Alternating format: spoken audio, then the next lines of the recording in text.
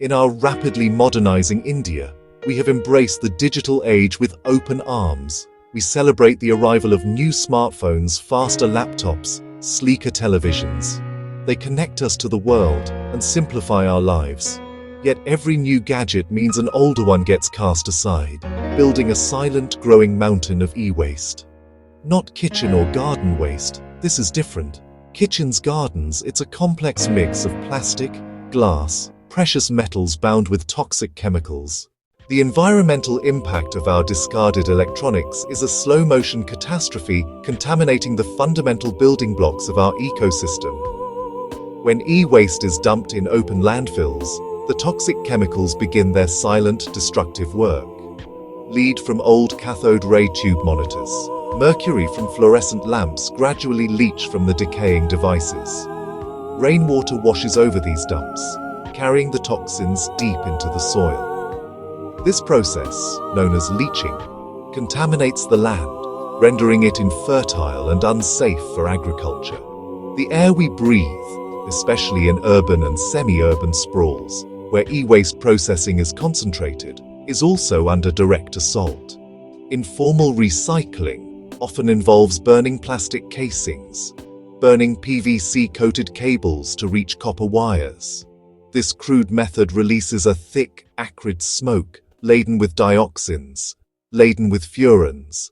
These airborne pollutants can travel for miles, settling on crops, entering our homes, lodging deep within our lungs. Our water bodies, the lifelines of our nation, are perhaps the most vulnerable. The hidden dangers of e-waste exact their most devastating toll on human health, particularly on the bodies of the most vulnerable. The men, women, and even children working in the informal recycling sector are on the front lines of this toxic war. They handle hazardous materials every day with their bare hands, without masks, without gloves, without any understanding of the long-term risks. They smash open monitors, releasing lead-filled dust. They burn cables, inhaling carcinogenic fumes. They dip circuit boards in acid, exposing their skin to corrosive chemicals. These daily exposures lead to a frightening array of health problems: chronic skin diseases, respiratory infections, severe neurological damage, kidney failure. The health impacts extend far beyond the workers themselves, permeating entire communities. The toxins released into the air and water do not respect boundaries. They drift into homes, schools, marketplaces. Children are especially susceptible. Their developing bodies and organs absorb heavy metals like lead and mercury at a much higher rate than adults. Exposure to these neurotoxins can lead to irreversible developmental problems, lowered IQ, learning disabilities, behavioral issues. The playground and the classroom become sites of invisible danger, a tragic consequence of environmental neglect. Our relentless production of e-waste does not just harm humans, it wages a silent war on the natural world. Animals, both wild and domestic, are unsuspecting victims. Livestock grazing near e-waste dump sites often ingest contaminated soil, water. The toxins, such as lead, cadmium, accumulate in their tissues and milk, not only harming the animals themselves, but also posing a direct threat to humans who consume these products. Aquatic ecosystems are particularly devastated. When toxic chemicals from e-waste leach into rivers and lakes, they wreak havoc on life below the surface. Heavy metals are absorbed by small organisms like plankton, then eaten by fish, then eaten by larger predators like birds.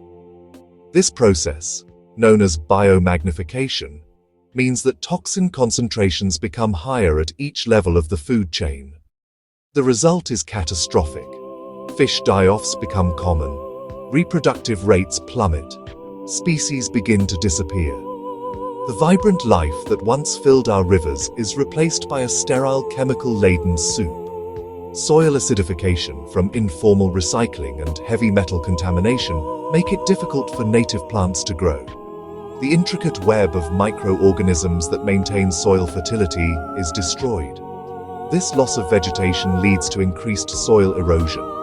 Wind, water spread the poisoned topsoil to new areas. Even the smallest creatures, insects, pollinators that are vital to our agriculture and ecosystems, are not spared. Bees, butterflies are particularly vulnerable to the neurotoxins released from e-waste. While the e-waste problem is national, its most intense and visible manifestations are concentrated in specific urban hotspots. Cities like Delhi, Mumbai, and Bengaluru, the epicenters of India's IT boom, are also the capitals of its e-waste crisis. Within these metropolises, certain areas have become notorious for informal dismantling and recycling. Selampur in Delhi has transformed into sprawling workshops processing the city's electronic refuse. Streets lined with piles of circuit boards, air thick with smoke from burning wires, ground stained from chemical spills. The story here is migration and desperation. Impoverished rural people flock to cities for work, many ending up in the hazardous but accessible e-waste trade. It requires little capital to start, just a hammer, a screwdriver, and willingness to perform dangerous tasks. An informal economy runs this stream. Kabadiwalas collecting devices door to door, dismantlers, metal extractors in back alleys. The process is brutal and inefficient. A computer monitor smashed open to retrieve copper yolks, toxic lead dust released, circuit boards cooked over open flames, or soaked in nitric acid to dissolve metals, releasing dioxins and heavy metal sludge. Byproducts: crushed plastic, leaded glass, chemical residues, dumped into drains and landfills, spreading contamination far beyond workshops. Much of this e-waste originates in developed countries, illegally imported as second-hand goods or charitable donations. That flow turns places like Selampur into the world's electronic dumping ground. It's environmental injustice on a global scale. The high-tech gloss of Silicon Valley finds a grim, toxic reflection in Delhi's back alleys, a connection we must confront. Amidst the grim reality of e-waste pollution, there are encouraging sparks of change, lighting up the path toward a solution. The most critical step is the effort to formalize the informal recycling sector. This does not mean shutting it down and destroying livelihoods. It means integrating the vast knowledge and workforce of the informal sector into a safe, regulated, and environmentally sound system. The government's e-waste management rules are a foundational step, introducing the principle of extended producer responsibility. This policy makes manufacturers responsible for collecting and safely recycling the products they sell, shifting the burden from municipalities and informal workers to the corporations that profit from these electronics. This transition from informal to formal is already taking shape through innovative business models and social enterprises. Some companies are setting up collection centers, partnering directly with informal waste pickers, training them to become suppliers for state-of-the-art recycling facilities.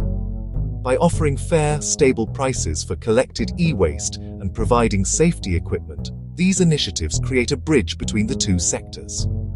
The waste pickers' intricate collection networks are leveraged, but the hazardous dismantling is moved to controlled environments. Technology and innovation are playing a crucial role. Advanced